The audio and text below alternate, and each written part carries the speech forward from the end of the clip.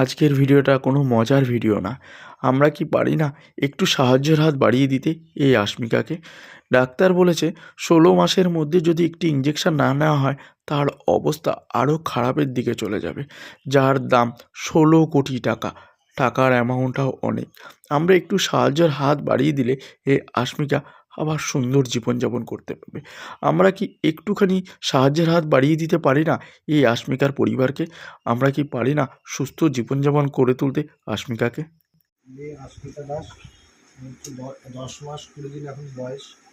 একটা বিরল রোগে আক্রান্ত। রোগটার নাম হচ্ছে স্পাইনাল মাসকুলার অ্যাট্রফি টাইপ 1।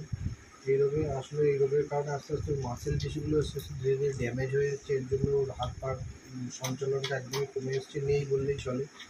আর শ্বাসকষ্ট যত দিন যাবে এটা বাড়বে আস্তে আস্তে। আর শ্বাসকষ্ট আর গিলতে অসুবিধা একটু হয়। এর একটাই ট্রিটমেন্ট আছে, একটা ইঞ্জেকশন, যেটা